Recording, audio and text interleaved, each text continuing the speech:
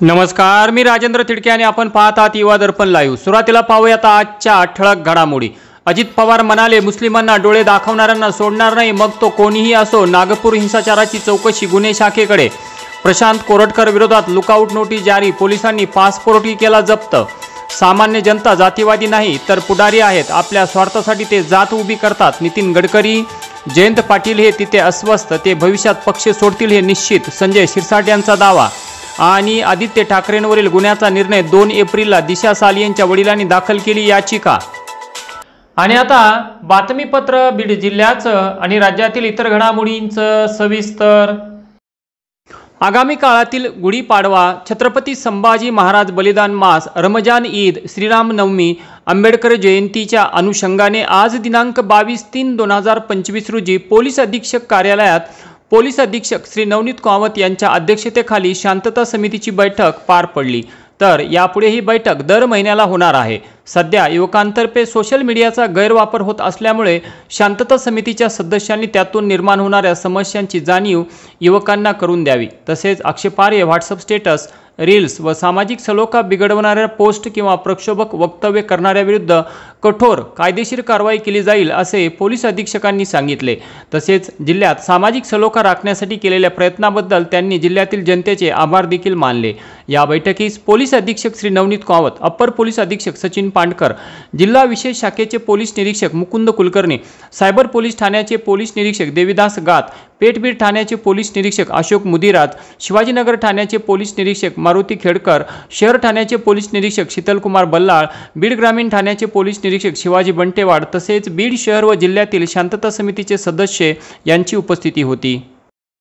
आष्टीचे माजी आमदार बाळासाहेब आजबे यांनी पंचायत समिती कार्यालय आष्टी येथे जाऊन गटविकास अधिकारी श्री बागलाने यांची भेट घेत तालुक्यातील MREGS अंतर्गत मंजूर कामांचे काही ग्रामपंचायतीचे मस्टर जाणीवपूर्वक थांबवण्यात आल्याचे त्यांच्या निदर्शनास आणून देत मस्टर काढायला किती पैसे घेतात असे म्हणत गटविकास अधिकारी बागलाने यांना चांगलेच धारेवर धरले। मस्टर मारायला पैसे किती घेता तुम्ही अपलोड करायला?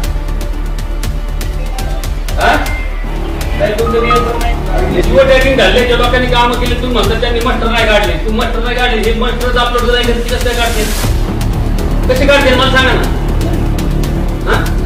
आणि मग त्यांनी जर वीज जर कंप्लीट केली आहे त्याचे जर 3-4 लाख रुपये तिथे गेले आहेत, त्याने आत्महत्या करायची का? काय करायचे शेतकरी मला सांगा। मंजूर तुम्ही केलंय, त्याला वर्क ऑर्डर दिली, त्याला जिओ टॅग मार्कआउट देऊन टाकले, बरोबर आहे। आणि मार्कआउट दिलेली वीर तुम्ही आता म्हणता ती कॅन्सल करायची, तपासायची आम्हाला कोणत्या आधारे तपासायचं? मस्टर का मारलाय तर मस्टर अपलोड केले 4-4 वेळेस हायकोर्टात दाखल करावं का? सगळे सरपंच आपण ज्या 4 वेळेस 3 वेळेस हे केले त्याला उद्या मी सांगतो, दादा वकिलांना फोन करतो, तुम्ही त्याच्याकडे देऊन टाका। युवा दर्पण लाईव्ह साठी किरण जावळे, कडा। तुळजापूरला दर्शनासाठी जात असलेल्या नाशिक जिल्ह्यातील भाविकांच्या कारचा आज पहाटे बीड गेवराई रस्त्यावर भीषण अपघात होऊन यामध्ये 2 जण जागीच ठार तर 7 जण गंभीर जखमी झाले आहेत। योगेश पोपट लोणारे वय 40 वर्षे, ईश्वरी रामेश्वर लोणारे वय 5 वर्षे असे मैतांची नावे असून पूजा रामेश्वर लोणारे वय 25 वर्षे, पूनम योगेश लोणारे वय 30 वर्षे, समर्थ योगेश लोणारे वय 10 वर्षे, श्रावणी योगेश लोणारे वय 4 वर्षे, शंभू योगेश लोणारे वय 17 वर्षे, रामेश्वर पोपट लोणारे वय 37 वर्षे, दत्तात्रय सोमनाथ अडवाई वय 45 वर्षे असे 7 जण गंभीर जखमी झाले असून हे सर्व सिन्नर जिल्हा नाशिक येथील रहिवासी आहेत। ते सिन्नर येथून तुळजापूर येथे एका इको या 4-चाकी गाडीने देवदर्शनासाठी चालले होते। दरम्यान ते गेवराईच्या पुढे बीडकडे येत असताना रांजणी पाटीजवळ त्यांची कार एका पुलाच्या कठड्यावर जाऊन धडकली, त्यामुळे भीषण अपघात झाला। या अपघातानंतर जखमींना तातडीने बीड जिल्हा रुग्णालयात दाखल करण्यात आले व या ठिकाणी तातडीने उपचार सुरू करण्यात आले। यावेळी उपचारादरम्यान योगेश पोपट लोणारे यांचा मृत्यू झाला, तर या पाठोपाठ ईश्वरी रामेश्वर लोणारे या चिमुकलीचा देखील मृत्यू झाला, तर इतर 7 जणांवर उपचार सुरू आहेत। बीड शहरातील बार्शी नाका येथील इंडियन गॅस एजन्सीचे मॅनेजर संतोष एकनाथ जाधव वय 40 वर्षे राहणार बार्शी नाका यांनी एजन्सीच्या कार्यालयातच एका केबिनमध्ये गळफास घेऊन आत्महत्या केल्याची घटना आज शनिवार दिनांक 22 मार्च रोजी सकाळी उघडकीस आली। ते इंडियन गॅस एजन्सीमध्ये मागील 20 वर्षांपासून मॅनेजर म्हणून कार्यरत होते। घटनेची माहिती मिळताच पेठ-बीड पोलिसांनी तात्काळ घटनास्थळी धाव घेत पंचनामा केला व मृतदेह शवविच्छेदनासाठी जिल्हा रुग्णालयात पाठवून देण्यात आला। जाधव यांच्या आत्महत्येचे कारण मात्र अद्याप स्पष्ट होऊ शकले नाही। परभणी जिल्ह्यातील 3 वेगवेगळ्या घटनांमध्ये तिघांचा मृत्यू झाला। गंगाखेड तालुक्यातील कातकरवाडी शिवारात शुक्रवारी दुपारी अचानक वारा वाहू लागला व देवीदास रामराव मुंडे वय 65 वर्षे यांच्या अंगावर एक वीज कोसळली, त्यामध्ये त्यांचा मृत्यू झाला। तर परभणी बस स्थानकासमोर शुक्रवारी दुपारी विनोद किशन चव्हाण वय 57 वर्षे हे प्रकृती खालावल्याने मृत्यू पावले। ते नोकरीसाठी सिंधुदुर्गला निघाले होते। तर पूर्णा शहरातील रामलिंग गुरुप्पा चव्हाण वय 45 वर्षे हे शुक्रवारी सकाळी अलीनगर भागातून घराबाहेर पडले। त्या परिसरात रेल्वेच्या धडकेत ते मृत्यू पावले। या तिन्ही प्रकरणात पोलिसांनी अकस्मात मृत्यूची नोंद केली आहे। युवा दर्पण लाईव्हसाठी सुरेश नायकवाडे, परभणी। राज्याच्या माजी मंत्री स्वर्गीय विमलताई मुंदडा यांच्या स्मृतिदिनी चेन्नई अंबाजोगाई येथील स्मृतीस्थळावर जाऊन प्राध्यापक ईश्वर मुंडे यांनी आज दिनांक 22 मार्च 2025 रोजी दर्शन घेत अभिवादन केले। यावेळी प्राध्यापक मुंडे म्हणाले की स्वर्गीय विमलताई मुंदडा या माझ्या राजकीय शिक्षिका होत्या। लोकनेते गोपीनाथराव मुंडे साहेब व मुंदडा कुटुंबीय एकत्रित असताना वयाच्या 16व्या वर्षापासून मी स्वर्गीय विमलताई व नंदकिशोर मुंदडा काकाजी यांच्या संपर्कात आलो। समाजकारण व राजकारणाचे बाळकडू त्यांच्याकडूनच शिकलो, तसेच पद प्रतिष्ठा मिळाली। पुढे मतदारसंघ व पक्ष बदलले, परंतु हृदयाच्या एका कोपऱ्यात मुंदडा कुटुंबियाचे स्थान मात्र कायम आहे।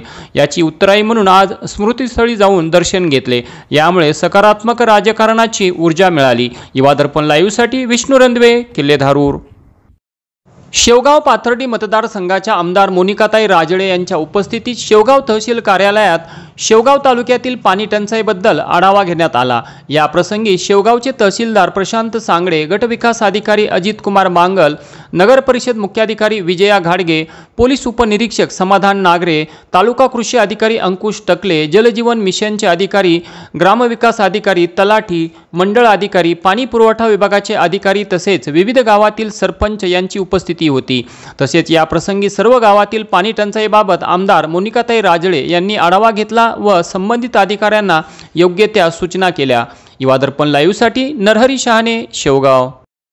बीड शहरातील शिवाजीनगर भागातील सरस्वती विद्या मंदिरात आज स्थानिक कलाकार पोतराज संजय शिंदे यांची कला विद्यार्थ्यांसमोर सादर करून भारतीय संस्कृतीत स्थानिक कलाकारांचे महत्त्व पटवून देण्यात आले। या प्रसंगी मुख्याध्यापक श्री अंकुश गोरे समवेत सर्व शिक्षक, शिक्षकेतर कर्मचारी वृंद व शालेय परिसरातील पालकांनी या उपक्रमाबद्दल आभार मानले।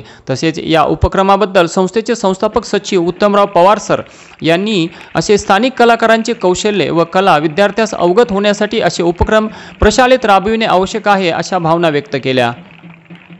आणि याचबरोबर आजचं बातमीपत्र संपलं। उद्या पुन्हा भेटू काही नव्या आणि ताज्या घडामोडींसह। तोपर्यंत पाहत राहा युवा दर्पण लाईव्ह चॅनल, लाईक करा, सबस्क्राईब करा आणि खाली दिलेल्या बेल आयकॉनला प्रेस करा। तोपर्यंत नमस्कार।